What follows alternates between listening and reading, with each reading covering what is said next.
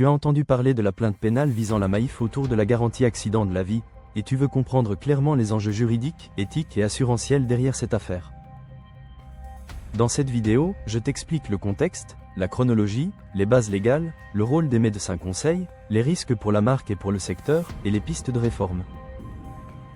Objectif à la fin de la vidéo, savoir lire un dossier GAV sensible, identifier les points de vigilance et connaître les bons réflexes pour agir. Avant de commencer, précision importante, il s'agit d'une procédure en cours. La présomption d'innocence s'applique et les faits allégués doivent encore être établis.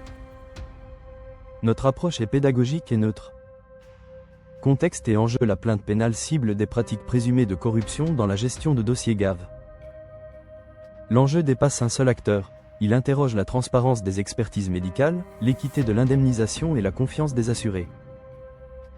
La GAV, produit grand public, doit fonctionner sur une base simple, indemniser rapidement et justement les dommages corporels de la vie courante.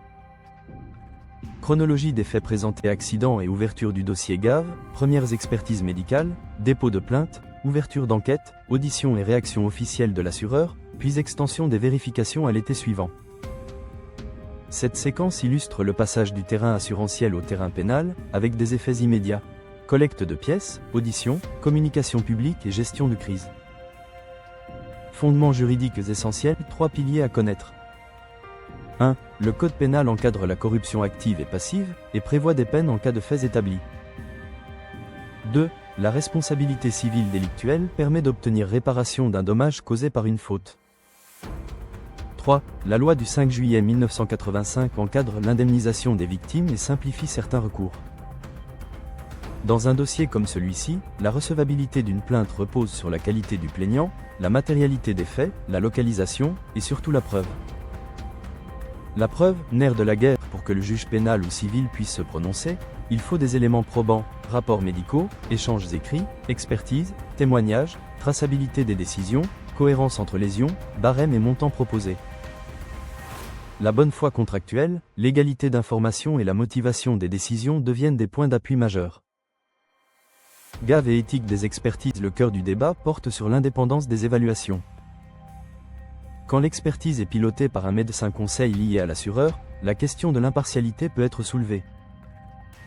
Bonnes pratiques attendues: recours à des experts externes pour les dossiers sensibles, cahier des charges transparent, traçabilité des barèmes, motivation écrite des écarts, droit à une contre-expertise contradictoire. Comparatif des pratiques d'indemnisation dans le marché, on observe 2 approches. D'un côté, des expertises internes plus rapides mais perçues comme moins indépendantes. De l'autre, des expertises externes, plus coûteuses, mais plus robustes en cas de litige. Les délais, le niveau d'automatisation et la politique contentieux varient. Ces paramètres influencent la satisfaction client, la réputation et le risque juridique.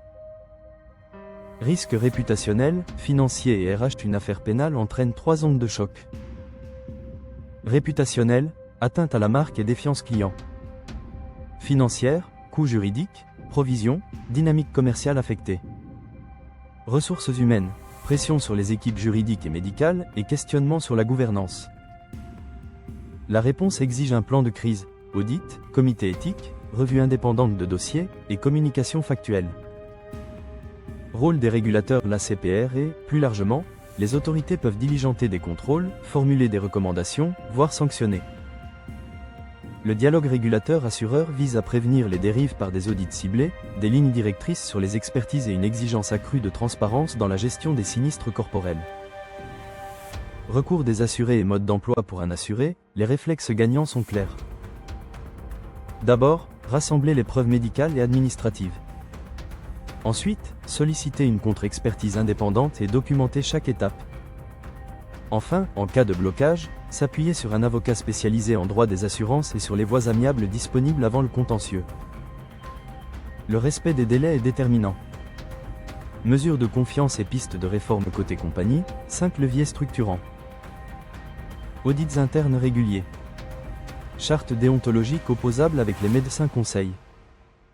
Publication d'indicateurs de transparence sur les expertises et les délais. Droit systématique à contre-expertise contradictoire pour les gros enjeux. Recours prioritaire à des experts externes pour les cas complexes.